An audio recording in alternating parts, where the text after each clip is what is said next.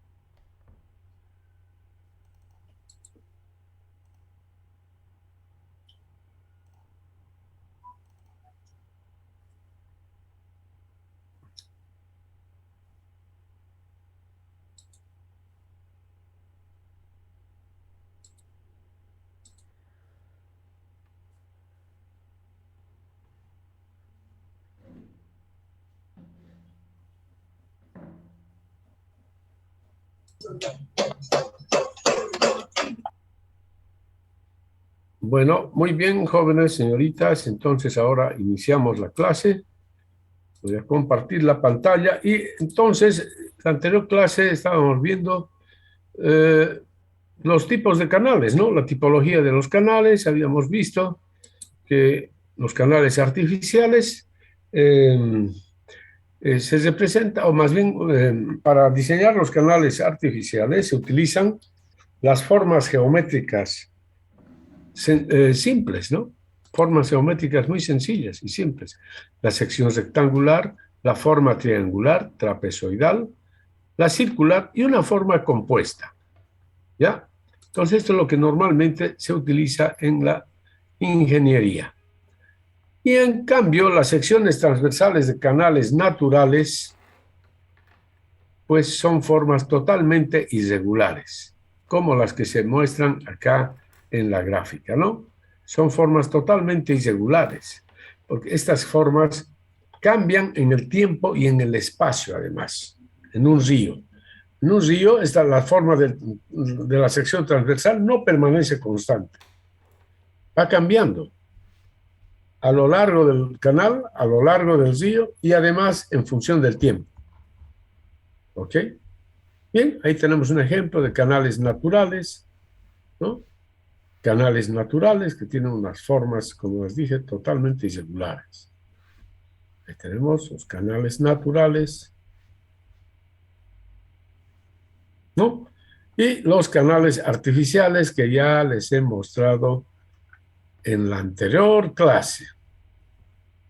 Bueno, les decía que este canal que fue construido en el desierto de Arizona transporta agua para el abastecimiento de agua potable de la ciudad de Phoenix, ¿ya? Que es la capital del estado de Arizona, de los Estados Unidos. ¿Ya? Entonces, es un canal muy importante, ¿no? Para el abastecimiento de agua potable de esa ciudad. Bien, ya habíamos hablado también en la anterior clase acerca de los elementos de la sección transversal de los canales. El tirante de flujo, el nivel del agua, el ancho superficial o ancho del espejo de aguas, el área hidráulica, el perímetro mojado, el radio hidráulico, tirante hidráulico, etcétera. Y aquí hemos mostrado, digamos, en una sección de un canal natural, los elementos antes mencionados, ¿no?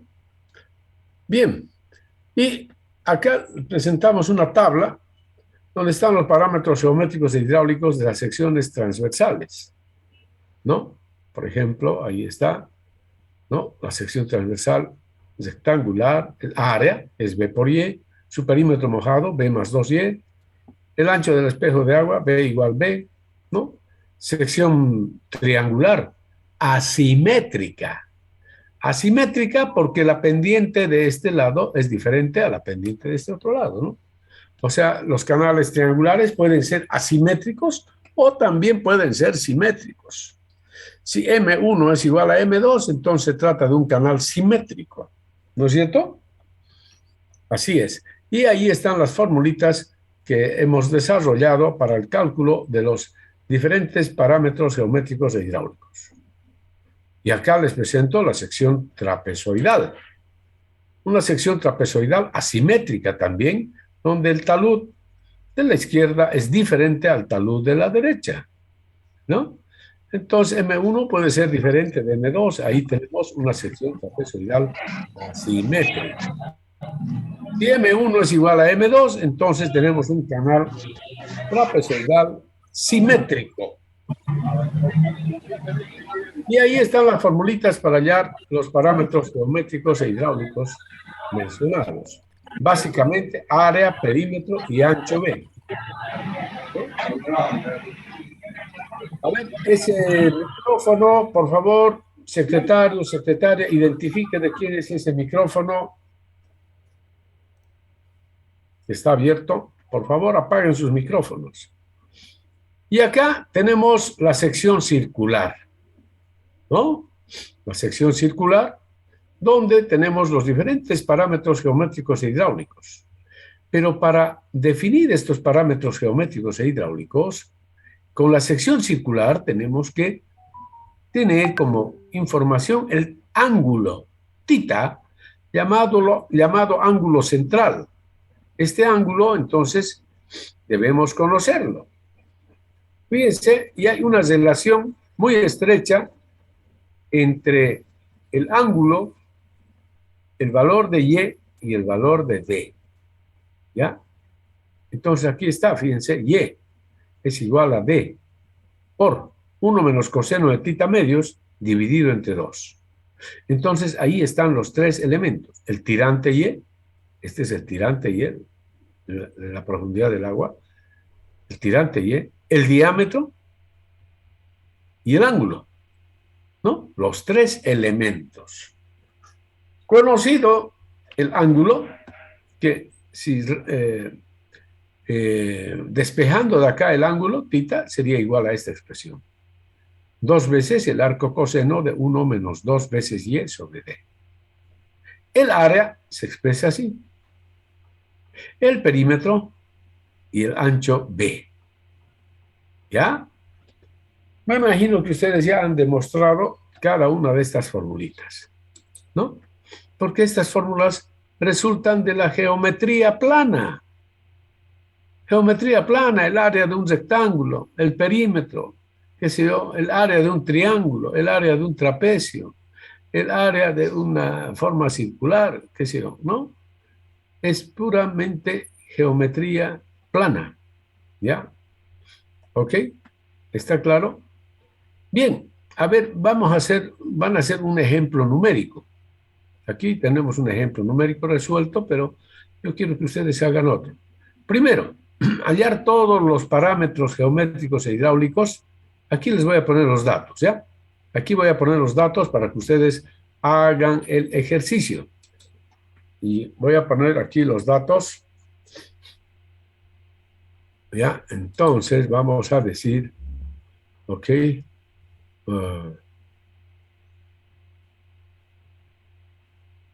que sea así, ok. Entonces ahí, M1 que sea, M1 que sea igual a Olive Site basis das. Esto estamos así, pero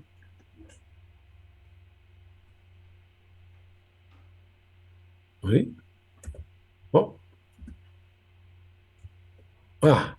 M1 que sea 1, ¿ya? Ok. Aquí vamos a decir que M2, M2 que sea 3. Y el tirante Y que sea igual a 2,5 metros, ¿ya? Entonces, hallar todos los elementos. Área, perímetro, ancho B, y después van a hallar también radio hidráulico y profundidad media H. ¿Ya? Profundidad media H. ¿Ya? Hallen entonces todos los elementos para esta sección. ¿Ok? Bueno, háganlo, a ver. Tienen 10 minutos. Ok.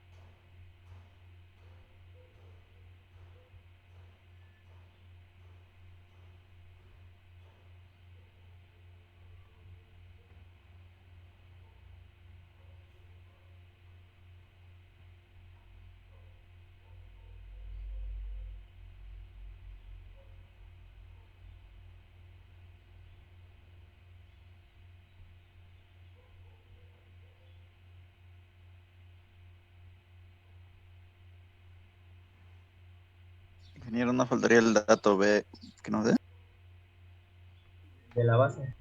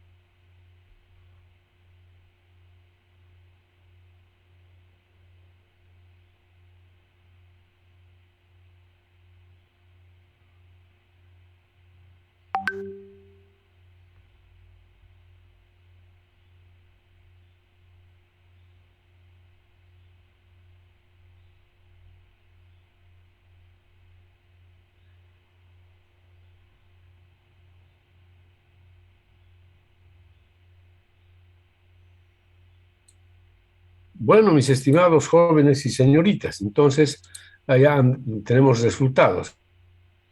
A ver,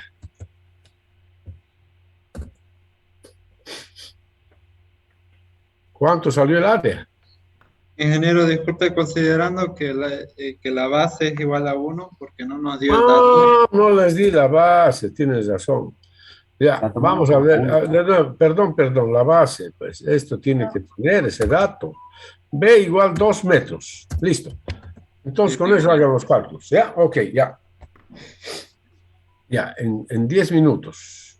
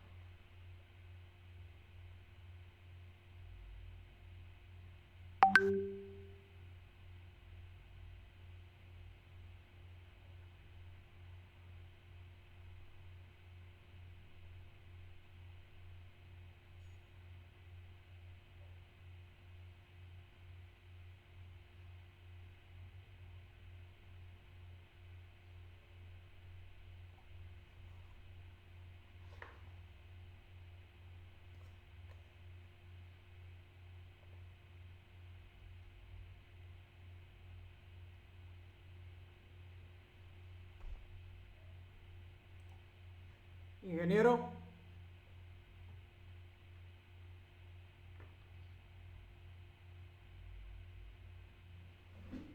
ingeniero, Ingeniero, buen día.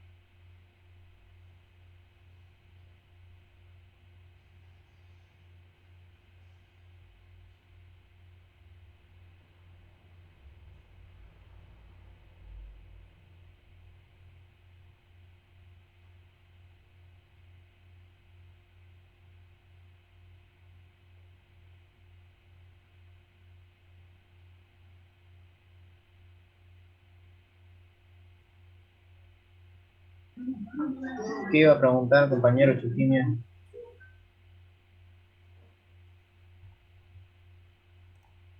perdón. ¿Qué ibas a preguntar? Ah, ¿Sobre no, alguna quería fórmula? indicarle los datos que me salieron para ver si le salía a los demás, pero voy a esperar nomás a ver qué dice el ingeniero. ¿No te salió 10 la primera? Sí. 17,5. A me sale 17,5.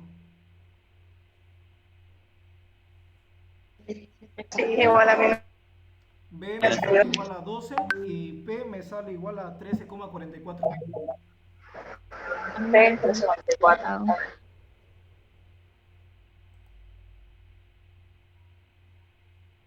R me sale 1,30 y H me sale 1,458.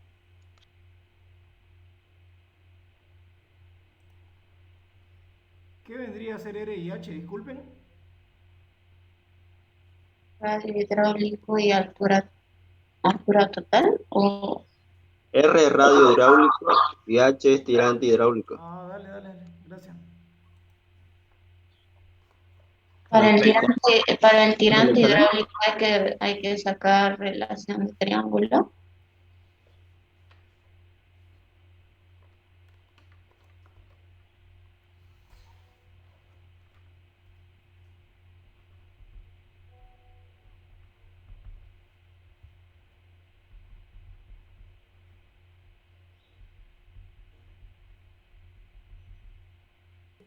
En la fórmula del área solo sería por tirante y no por tirante al cuadrado, ¿no?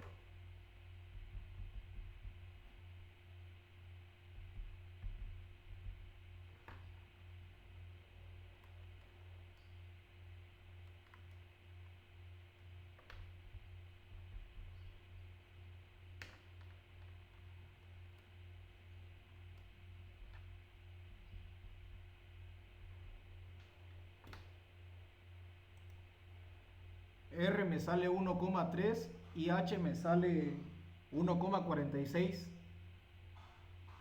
¿Está bien?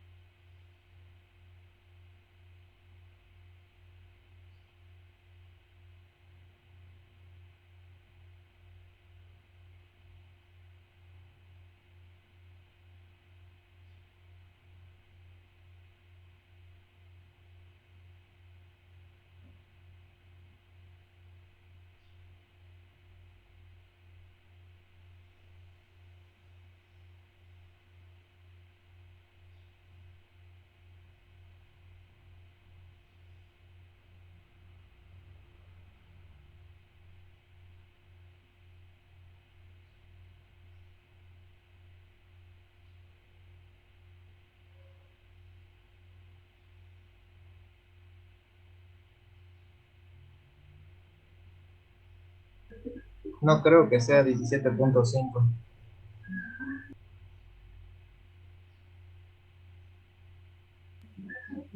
Es que estarías mezclando valores, unidades, porque 1 más 3 serían 4 metros por 2,5 metros al cuadrado. Ahí elevarlo al cuadrado ya te sale metros al cuadrado por 4 metros sería ya al cubo, y ya estaría, ya no podría sumar los otros. A mí me sale 17,5 igual. Claro, la calculadora no discrimina las unidades. No lo hice paso a paso yo. Yo igual hice paso a paso. Sale 17,5. Claro, pero yo lo que digo es, M1 más M2 te sale 4 metros. Ya. Por 2,5 al cuadrado, que es metro también. Ahí tenés metro cuadrado por, por metro, Pero metros al cubo. compañero, es que M1 y M2 no están en metros, es solo una Ujú. relación. Ah, Y sí. de paso al sumar M, no me Se Son multiplica relaciones M1 por nomás. Y y No después se Sería, significa. multiplica M2 por Y. sería adimensionales M1 y M2. Exacto. Gracias. Coma.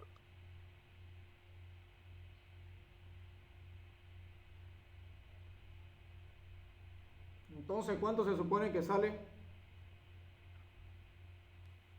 entonces, radio hidráulico, entonces, como dijeron, área por perímetro mojado, ¿no?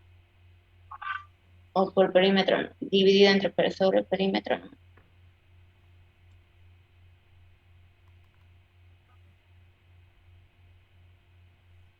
Está ahí en los chats la respuesta, chicos.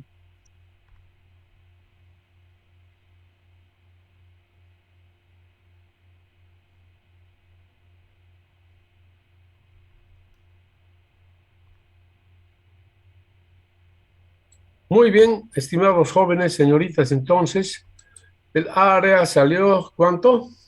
17,5. 17.5, ingeniero. Los 5 metros cuadrados. Muy bien. El perímetro mojado. 13,44. 13,44. ¿Cuánto? ¿Cuánto? 13,44. 13,44. Metro. Luego, el ancho B. 12 metros. 12 metros. 12 metros. Muy bien, ahora el radio hidráulico. 1,3 metros, ingeniero. Es área dividido entre perímetro mojado. 3 metros. 1.30 y cuánto, a ver, con 2 decimales, redondeado al segundo 1,30. decimal. 1,30, ingeniero. 1.30. 30 metros. Muy bien, la profundidad media, H. 1,46. Metro. Muy bien, ya, entonces así se utilizan las formulitas, ¿ya? Yo creo que todos han obtenido los mismos resultados. Sí. Ya, en esa forma entonces se utilizan estas fórmulas. Bueno, ahora voy a borrar la pizarra y vamos a pasar a la sección circular, ¿ya? ¿Ok?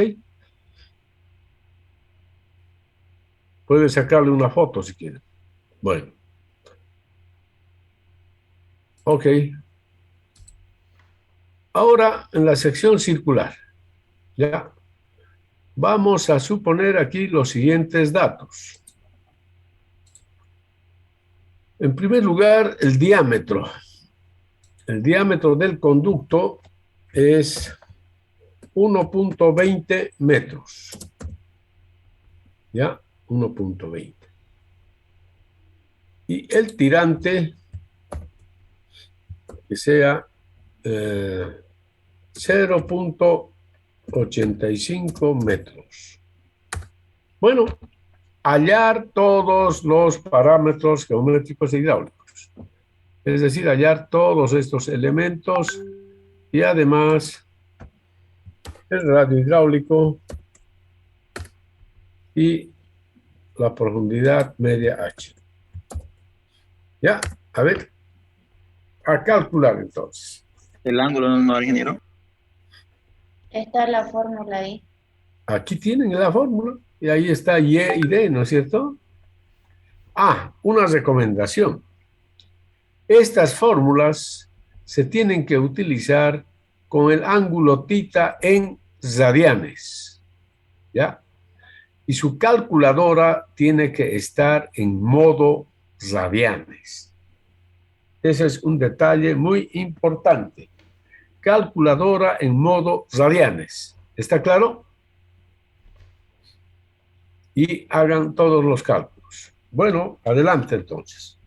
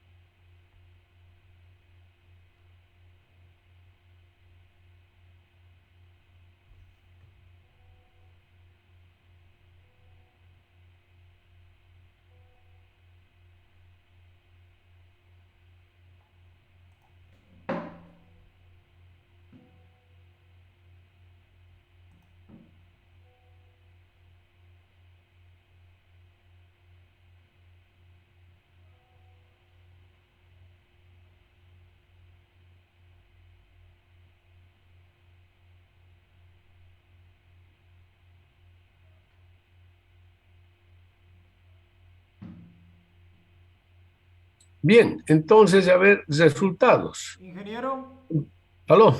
tengo una pregunta, ingeniero, en ese punto donde está ahorita su indicador del mouse. Ahí Sí. dice 2 arco coseno de 1 menos, ahí aparte sería en fracción 2y dividido entre d, o sería Sí, todo como señor. numerador 1 menos 2y y de denominador sería d. Así como se lee, así como se ve acá, joven. No lo interprete de otra forma. 1 menos 2 por y dividido entre d. Dale. ¿No es cierto? Como se ve acá. No lo interprete de otra forma. Fíjense, aquí está muy claro esto, por ejemplo. He tratado de hacérselo lo más claro posible. Aquí, ¿qué dice? Y igual, en el numerador, todo esto y dividido entre 2. Sí. Aquí lo propio. D cuadrado por tita menos seno de tita dividido entre 8. O sea, más claro que esto no hay, pues, joven. Está bien, ingeniero, gracias. ¿Ok? Ya, muy bien. Entonces, ¿cuánto nos da tita? 4, ingeniero. 400. 4,001. 4.0 0011. 01. radianes. Ese es el valor de tita.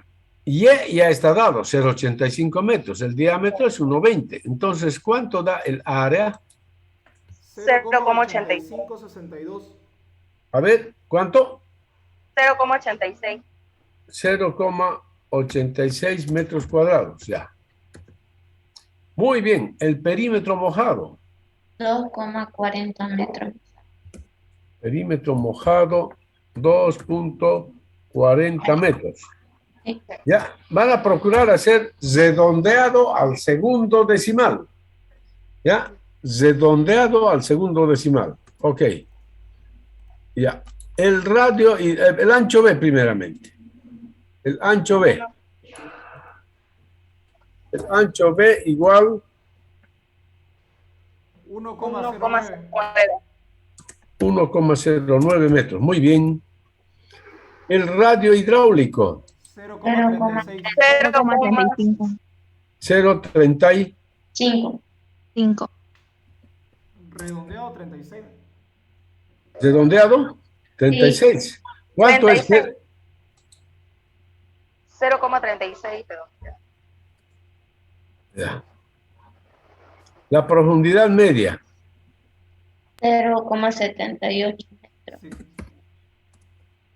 ¿Ya? No, en esa forma entonces, mis estimados jóvenes y señoritas, se hacen los cálculos, ¿no? Aplicando estas formulitas, ¿ya? Así es, que no se les olvide, ¿ya? Entonces, el ángulo tita tiene que estar en radianes y su calculadora tiene que estar en modo radianes también para hacer todos estos cálculos. ¿Está claro, no? Sí, ingeniero. Muy bien, ya. Eso es entonces, mis estimados jóvenes señoritas, así se hacen el cálculo entonces de los parámetros geométricos e hidráulicos para los canales. Y ahora vamos a ver un poco acerca de los tipos de flujo que hay en los canales. Entonces, para estudiar los tipos de flujo en los canales, nos concentramos en estos tres parámetros: caudal, velocidad y tirante, que existen, más bien, estos tres elementos fundamentales: el caudal, la velocidad del flujo y el tirante, ¿no? Entonces, en función del comportamiento de estos parámetros, podemos definir los siguientes tipos de flujo. Hablamos de un criterio temporal. Hay 4 criterios, por si acaso. Según el criterio temporal, estos parámetros, caudal, velocidad y tirante, bueno, según el criterio temporal, se identifican 2 tipos de flujo. Un flujo llamado permanente y un flujo llamado no permanente. El flujo, se dice que el flujo es permanente si estos parámetros permanecen constantes en función del tiempo, ¿no? Y aquí tenemos, fíjense, la expresión matemática. En lenguaje matemático quiere decir que el caudal, velocidad y tirante en función del tiempo son constantes. ¿No? Eso es. ¿Ok? Ya. Y en cambio, en el flujo no permanente, pues estos tres parámetros, los tres parámetros indicados, no son constantes en función del tiempo. Cambian en función del tiempo. ¿Ya? Y ahí está en lenguaje matemático, entonces, lo que queremos decir, ¿no? Que el caudal, la velocidad y el tirante no permanecen constantes. Es decir, hay un cambio en función del tiempo, digamos así como se muestra acá en la figura, el comportamiento del caudal en un canal, por ejemplo. ¿No? Fíjense, el comportamiento del caudal en un canal en función del tiempo. Entonces, aquí estamos mostrando que es completamente variable. Va cambiando continuamente el caudal en función del tiempo. Este puede ser el ejemplo de un caso del flujo en un canal de drenaje pluvial, por ejemplo. En un canal de drenaje pluvial podemos tener un comportamiento así, de esta naturaleza. Entonces, en conclusión, podemos decir que en un canal de drenaje pluvial el flujo es no permanente. ¿No? Bien, el criterio espacial es otro criterio. Es decir, aquí analizamos el comportamiento de las mismas tres variables indicadas anteriormente, caudal, velocidad y tirante, pero cómo se comportan estas variables en función del espacio. Es decir, cómo se comportan en función del espacio, en función de X. ¿Cómo se comportan estas tres variables? Entonces aquí se identifican los siguientes tipos de flujo. Según el criterio espacial tenemos un flujo uniforme, flujo en el cual los tres parámetros indicados son constantes a lo largo del canal, constantes en X. ¿Ya? Y entonces así lo expresamos en el lenguaje matemático. Esta situación se da, por supuesto, únicamente cuando se trata de un canal prismático. ¿Qué quiere decir canal prismático? Es decir, es un canal que tiene una sección transversal y un perfil longitudinal constantes a lo largo de todo el canal. No hay ningún cambio en la geometría. Este es un canal prismático. Entonces, esta situación de flujo uniforme solamente se da cuando el canal se considera prismático. En cambio, tenemos otro flujo denominado no uniforme, en el cual el caudal, si bien el caudal sigue siendo constante en función del espacio, pero la velocidad y el tirante cambian en función del espacio. ¿Ya? Van cambiando en función del espacio. ¿Por qué? Porque la geometría del canal va cambiando. ¿No? Puede ser que vaya cambiando la pendiente del canal, que vaya cambiando el ancho del canal, ¿no? O no, entonces esos cambios hace que la velocidad y el tirante ya no se mantienen constantes a lo largo del canal. El caudal es constante, como les dije. No cambia el caudal, pero la velocidad y el tirante van cambiando. Esto, como les decía, ya en los canales en los cuales hay variaciones en la geometría a lo largo del canal. Luego tenemos, dentro de esta categoría, tenemos un flujo no uniforme denominado gradualmente variado. ¿No? Entonces, en este caso, de flujo no uniforme gradualmente variado, ¿no? Entonces, el canal, el flujo en el canal va cambiando poco a poco, ¿no? El tirante va cambiando, la velocidad va cambiando a lo largo del canal. Y también tenemos un flujo no uniforme rápidamente variado, en el cual ocurren cambios bruscos en cuanto se refiere al tirante y la velocidad. ¿Ya? Entonces, esto para el flujo no uniforme, ¿no? Y tenemos una tercera categoría del flujo, que es el denominado flujo espacialmente variado. En este tipo de flujos en los canales, los tres parámetros cambian a lo largo del canal. Es decir, el caudal va cambiando a lo largo del canal. El caudal puede ir aumentando a lo largo del canal.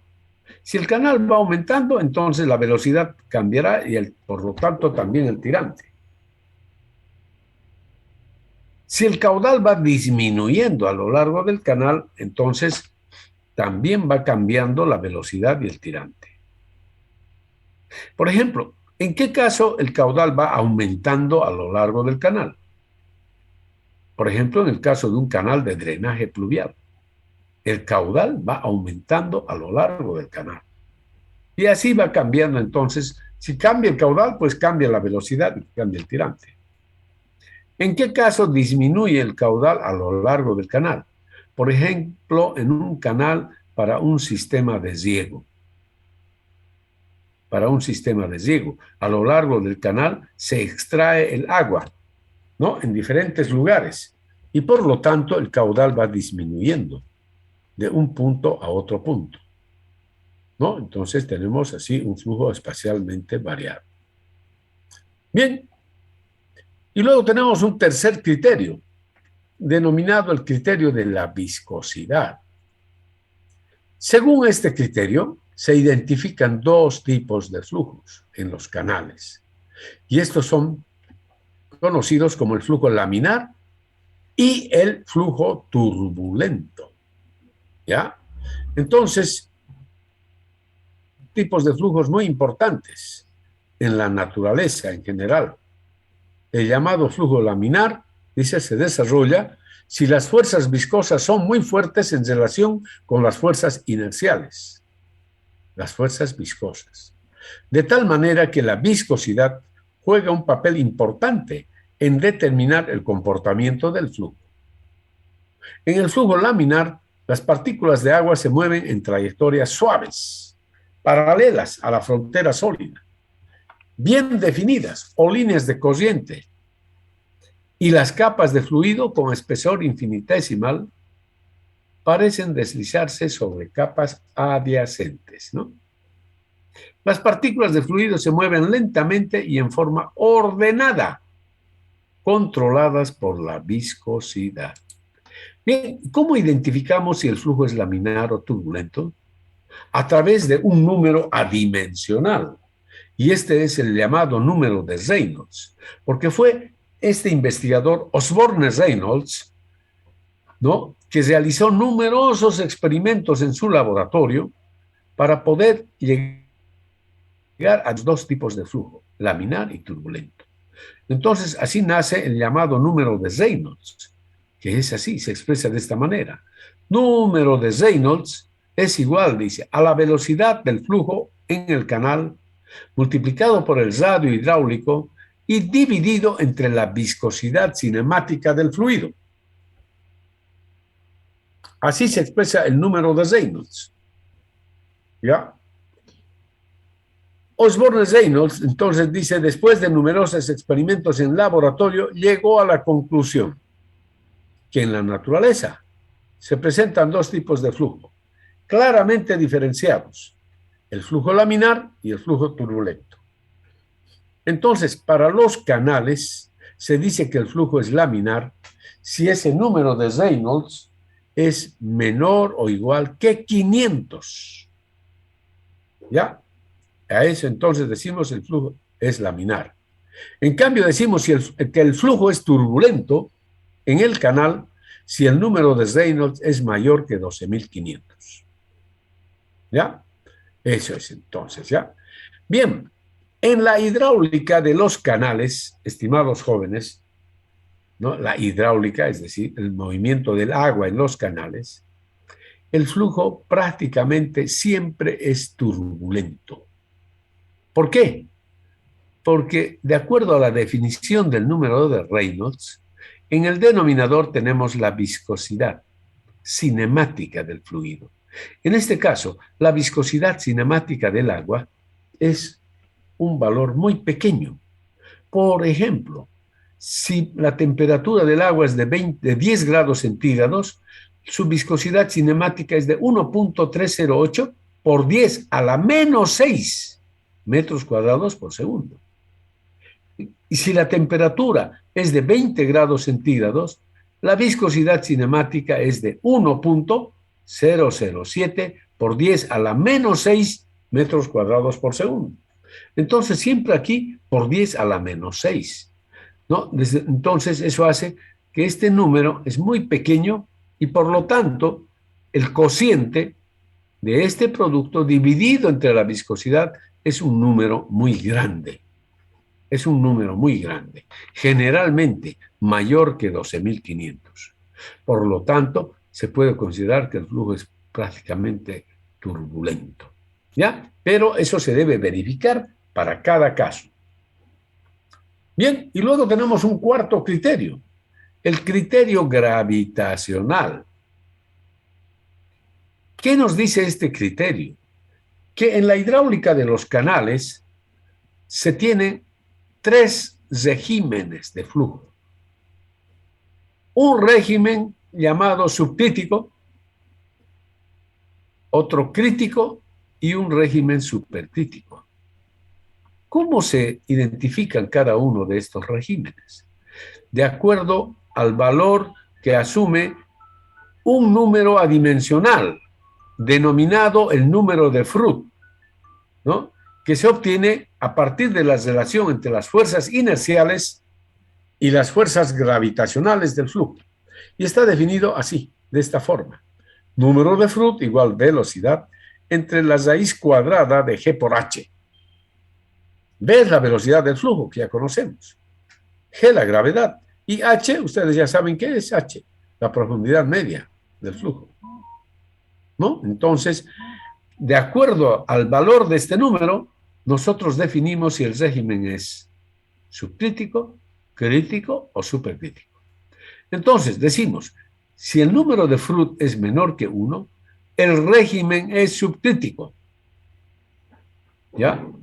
Si el número de Froude es mayor que 1, el flujo está en un régimen supercrítico. Y si el número de Froude es igual a 1, entonces el flujo está en un régimen crítico, llamado crítico. ¿Ya? Ya saben, entonces el número de Froude es la relación entre las fuerzas inerciales y las gravitacionales. También el denominador del número de Froude, o sea, raíz cuadrada de G por H, es la velocidad de una onda elemental de gravedad en agua superficial. O sea, el número de Froude entonces resulta ser la relación de dos velocidades, la velocidad media del flujo y dividido entre la velocidad de una onda elemental de gravedad en agua superficial. Eso es. ¿Ok? Y así entonces tenemos, cuando el número de Froude es menor que 1, ¿no? Entonces, aquí tenemos un tipo de flujo en el cual ya hemos indicado, si es menor que 1, dice, aquí dice que la velocidad del flujo es menor que la velocidad de una onda infinitesimal de gravedad. Por lo tanto, una onda puede propagarse, dice, momento.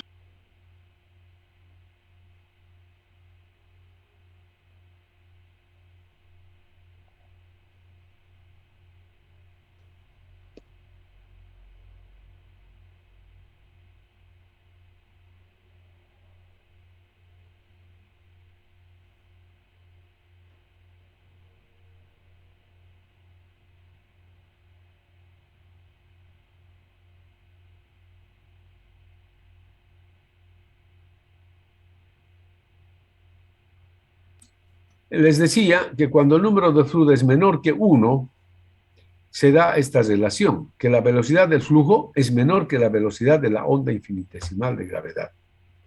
Por lo tanto, una onda puede propagarse nuevamente aguas arriba contra el flujo.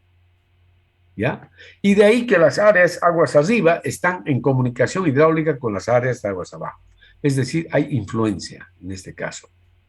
En cambio, cuando el número de flujo es mayor que 1, la velocidad del flujo es mayor que la velocidad de una onda infinitesimal de gravedad.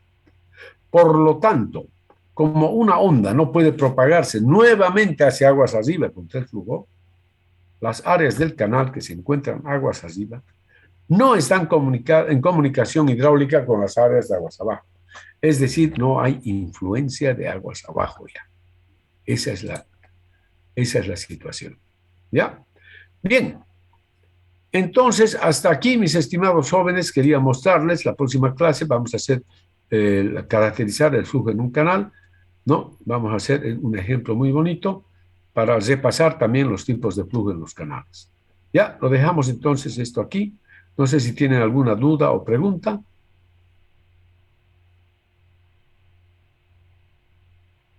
¿Aló? Todo claro, ingeniero. Muy bien. Bueno, y señoritas, entonces nos vemos la próxima clase. Que tengan un buen día. Hasta luego. Hasta luego, ingeniero. Ingeniero. Hasta luego, ingeniero.